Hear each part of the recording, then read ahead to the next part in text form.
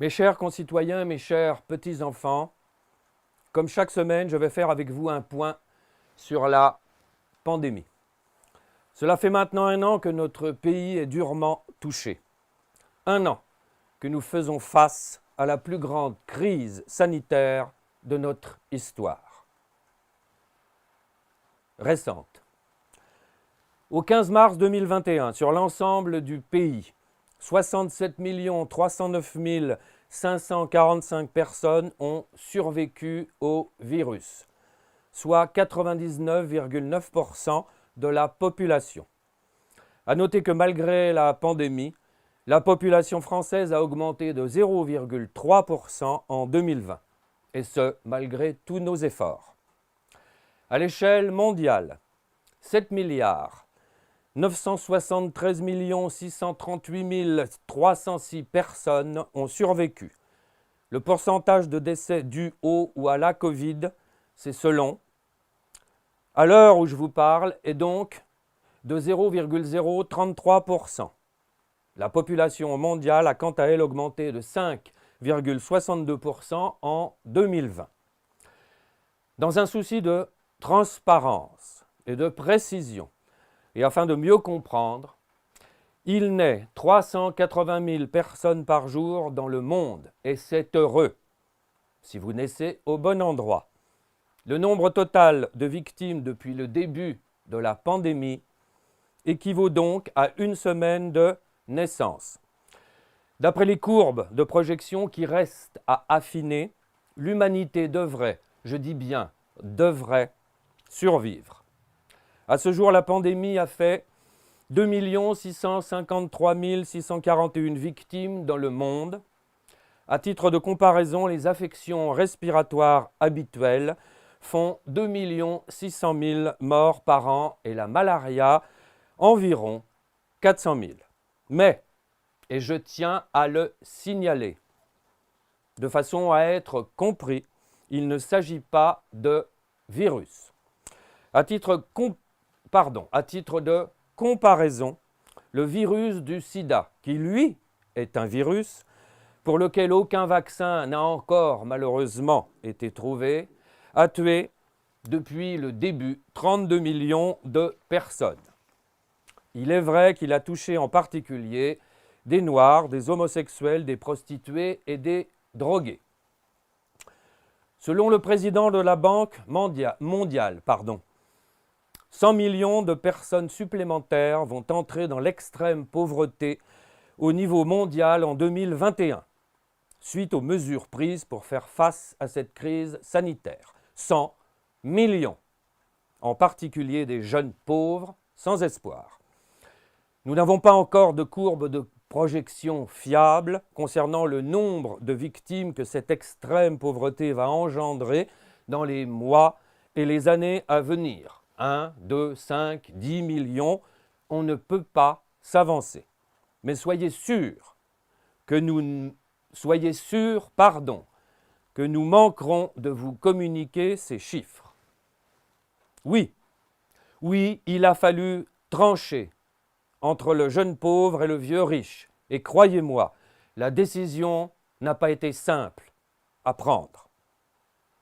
En temps dit normal, 6 millions d'enfants meurent encore de malnutrition et de manque de soins chaque année dans le monde. Un enfant, toutes les 5 secondes, meurt dans le monde, quelle que soit la période de l'année.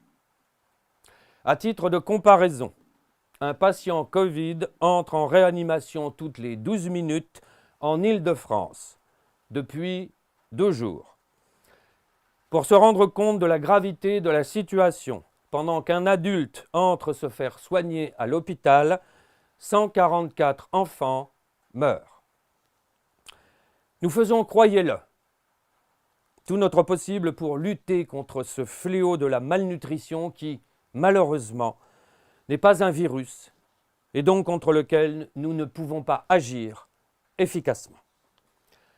Au niveau national maintenant, notre pays a été durement touché depuis le début de cette pandémie. Le nombre de victimes s'élève à ce jour à 90 445 personnes, dont la moyenne d'âge est de 81 ans. Tous sexes confondus, soit la moyenne de l'espérance de vie dans notre pays. C'est beaucoup trop. Je parle ici du nombre de victimes. À titre de comparaison et à l'échelle d'un pays, le conflit en Syrie a tué depuis ses débuts, malgré les différents couvre-feux, 388 652 personnes, dont 22 000 enfants. Mais il ne s'agit pas en Syrie, une fois de plus, de faire face à un virus. Nous ne pouvons donc pas intervenir efficacement et en coordination au niveau international. 22 000 enfants. C'est-à-dire l'équivalent d'une ville moyenne comme Beaune. J'en profite ici pour vous inviter, malgré le contexte et la terrible situation que nous vivons, à boire avec modération.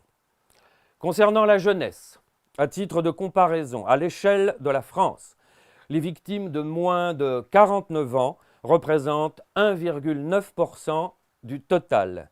Les moins de 19 ans, 0,01%. Un jeune sans comorbidité, selon les dernières évaluations scientifiques à affiner, aurait donc plus de chances de gagner au loto que d'être emporté par le virus. Et nous nous en réjouissons. Ce sont eux qui vont payer la dette dite Covid. Maintenant, la situation dans nos hôpitaux. Elle reste préoccupante, voire alarmante. Nos hôpitaux sont au bord de la saturation. Sur les 15 dernières années, 69 000 lits ont été fermés, soit l'équivalent d'une ville comme Bourges avec sa périphérie. Depuis 2013, 17 500 lits ont été supprimés, dont 13 681 dans l'hôpital public, soit l'équivalent d'une ville comme Saint-Jean-de-Luz, cette fois hors périphérie. Un certain nombre de lits dits de jour ont été ouverts, mais nous ne parvenons pas à l'heure actuelle à estimer leur nombre qui reste fluctuant. Comme vous l'aurez compris, nous n'arrivons pas pour l'instant à endiguer la pandémie de fermeture de lits. Les 4 000 lits, commandés par les accords de Ségur, ne sont toujours pas arrivés. Nous ne perdons évidemment pas espoir. À titre de comparaison, la France, qui comme chacun le sait, possède le meilleur système de santé du monde, compte 5,9 lits de réanimation pour 1000 habitants, l'Allemagne 8. Depuis des années, mes prédécesseurs et moi-même appliquons le même triptyque que vous connaissez maintenant tous. Plus la population augmente, plus la population vieillit, plus on ferme de lits. Et nous ne varierons pas. Il en va de la vie des Français. Un point pour finir sur la vaccination. L'Union européenne a commandé au total 1,6 milliard de doses. De quoi vacciner chaque Européen 3 fois et demi. Nous attendons maintenant avec impatience que ces doses arrivent. Le 12 mars, 226 000 personnes ont été vaccinées en 24 heures dans notre pays. Un record. Je dis bien un record. Un record qui nous place, à l'heure où je vous parle, en nombre de personnes vaccinées par rapport à sa population, en 54e position mondiale. Loin derrière le Royaume-Uni, les États-Unis, Israël ou même les Seychelles, le Maroc ou Malte.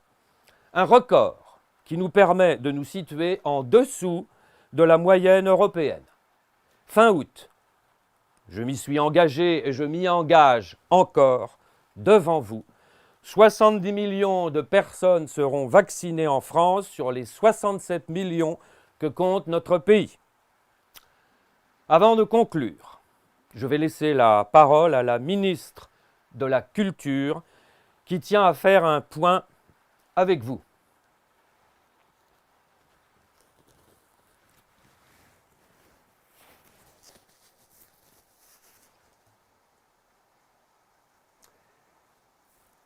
Merci pour ces éclaircissements.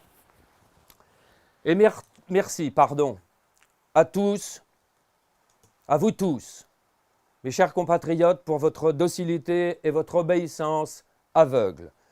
Les aides destinées à vous faire taire continueront autant que nécessaire. C'est ensemble que nous viendrons à bout de cette pandémie en suivant toujours le même triptyque que vous connaissez maintenant tous: émotion, infantilisation, culpabilisation. Je vous remercie de votre attention.